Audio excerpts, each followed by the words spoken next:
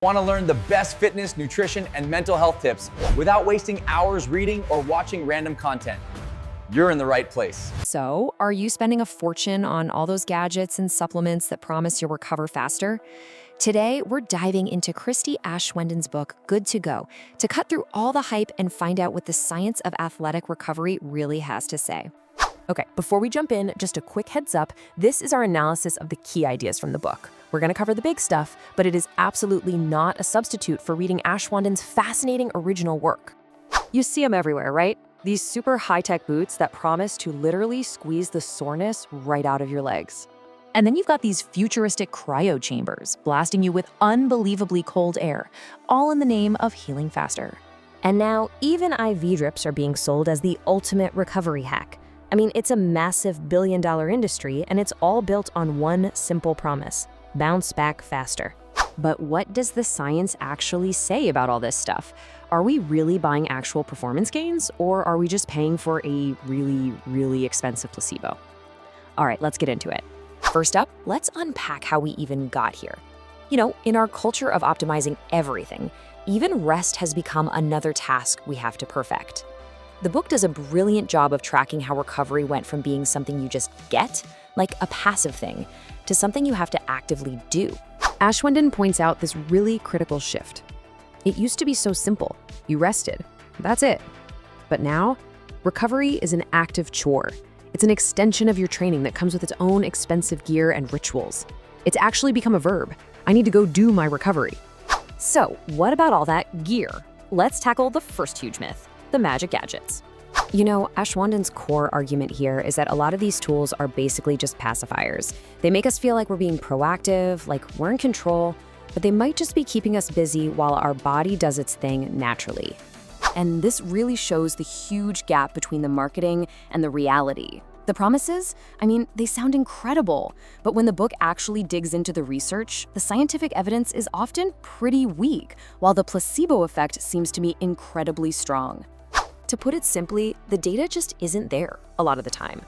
The book reveals its studies on things like cryotherapy are often pretty low quality. And yeah, while those compression boots might feel great, the evidence that they actually improve your performance is murky at best. So what's their main benefit? Well, they provide a formal ritual that just forces you to sit down and rest.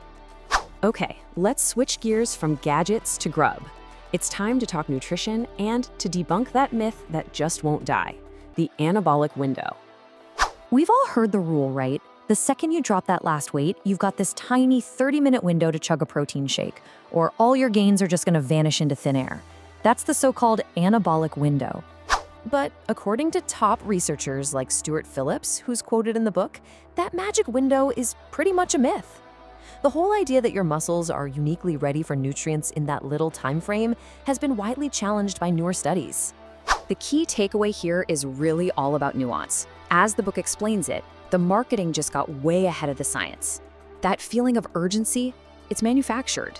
As long as you're getting your protein and carbs consistently throughout the day, your body's gonna recover just fine.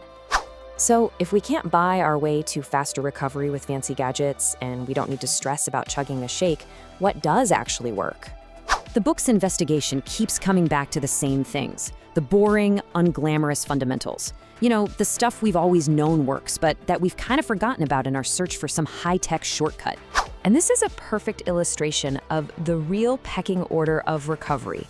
At the very top, the absolute non-negotiable is sleep. That's number one. Followed by properly fueling your body with real food, not just a bunch of supplements. And finally, the lost art of actual passive rest, which is just doing nothing. Okay, let's pull all of this together. What does this mean for your own routine? How can you build a smarter plan of action?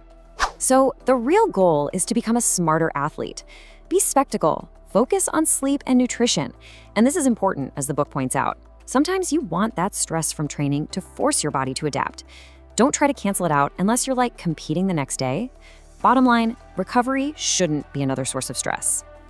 Ultimately, the most powerful shift in thinking the book offers is this simple: stop trying to do recovery. Instead, just give yourself permission to truly actually rest. Which leaves us with this final kind of thought-provoking question. If you decide to ditch the pricey gadgets and the obsessive routines, what are you going to do with all that time and money you get back?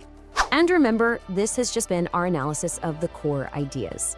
For all the deep dive investigations and the really fascinating stories, we strongly encourage you to check out Good to Go by Christy Ashwandon. If you found this useful, please subscribe to our Think Muscle channel for more deep dives into the science of sports and fitness.